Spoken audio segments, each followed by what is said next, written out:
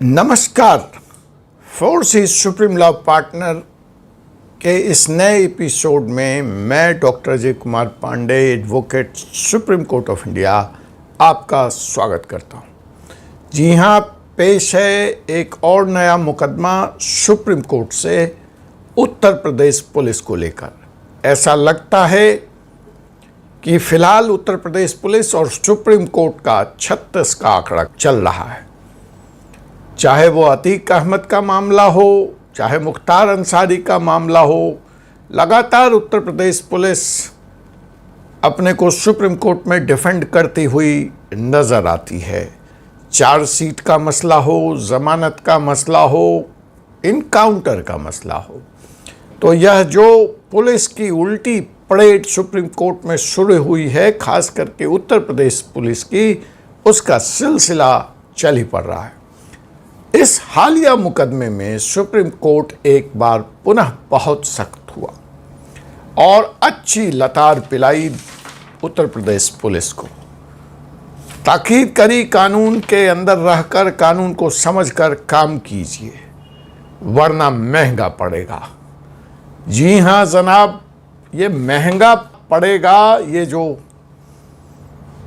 Supreme court ने Uttar Pradesh police को चिताया है, वह मामला है Suraj Bansal versus state of UP and others का।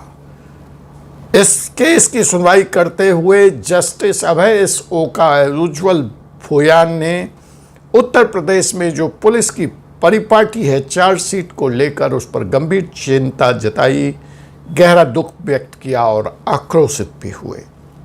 मसला क्या था?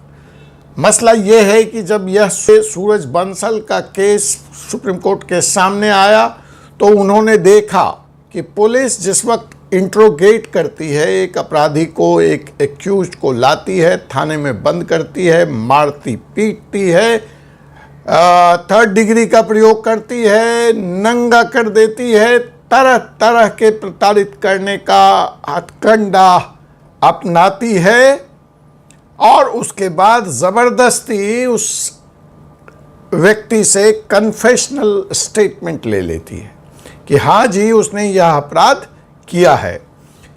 तो इस परिपाटी से पुलिस की पूरे देश में सब लोग वाकिफ़ हैं, लेकिन पुलिस वाले भी वाकिफ़ हैं कि यह जो स्टेटमेंट है इंट्रोगेशन के दरमियान मारपीट का डर दिखाकर या मारपीट करके ज़बरदस्ती कबलवाया गया है, यह इंडियन एविडेंस एक्ट के सेक्शन 25 और सेक्शन 26 के तहत कोर्ट में इसकी वैल्यू 0 है। यह एडमिसिबल नहीं है एज ए एविडेंस। फिर भी पुलिस यह करती है और अपना केस कमजोर करती है। खैर, इसमें पुलिस अधिकारियों से जब मेरी बात हुई कि यह जानते हुए भी आप ऐसा क्यों करते हैं, तो उनका जवाब था कि नहीं, हम उसके बाद उस पर काम करते हैं और सॉलिड एविडेंस बुनते हैं और बुन करके कोर्ट के सामने हम पेश करते हैं ताकि अपराधी कानून के शिकंजे से छूट ना पाए। लेकिन पुलिस क्या करती है, नहीं करती है, वह हर केस में देखने को कोर्ट में हमें मिलता है। और यहाँ पे तो यह मामला सुप्रीम कोर्ट में, सुप्रीम कोर्ट उस वक्त आक्रोशित हो गई जब उसने देखा कि जो पुलिस के द्वारा चार्जशीट पेश की गई है उसमें ये कन्फेशनल स्टेटमेंट ड्यूरिंग इंट्रोगेशन लगा दिया गया है। बस क्या था, जज साहब भड़क उठे और कहे यह किस तरह की प्रैक्टिस उत्तर प्रदेश में चल रही है, यह कंप्लीटली इलीगल है। और उन्होंने तत्काल प्रभाव से उत्तर प्रदेश पुलिस के मुखिया, DG, director general of police को नोटिस जारी किया और कहा कि आप इस मामले पर इन्वेस्टिगेशन करें, इसकी जांच करें कि यह प्रैक्टिस क्यों है, क्यों चल रही है इलीगल प्रैक्टिस पूरे उत्तर प्रदेश में, पुलिस ऐसा क्यों कर रही है। और अगली तारीख 12 जुलाई 2024 से पहले व्यक्तिगत तौर पे हलफनामा देंगे, पर्सनल एफिडेविट।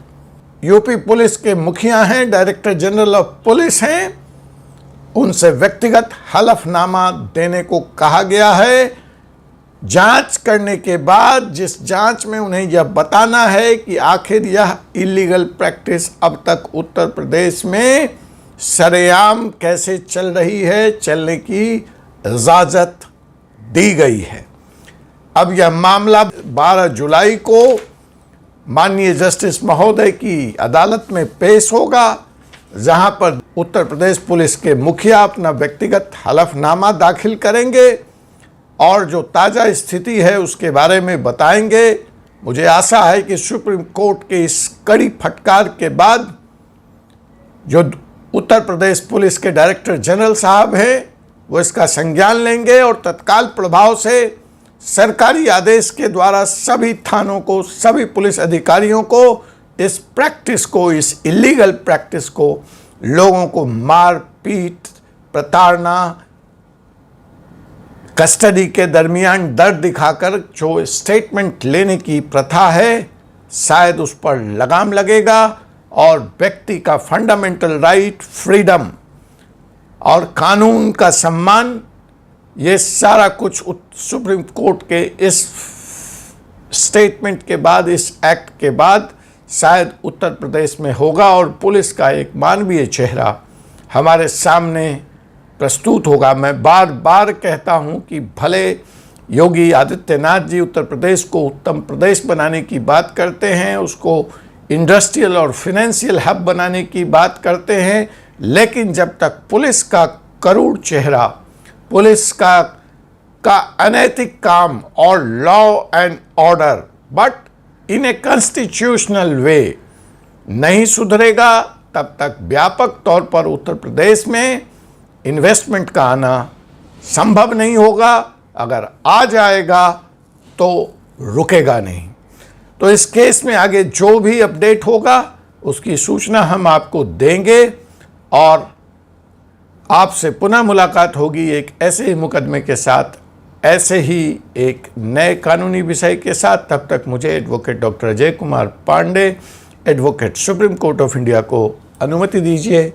जय हिंद, जय भारत।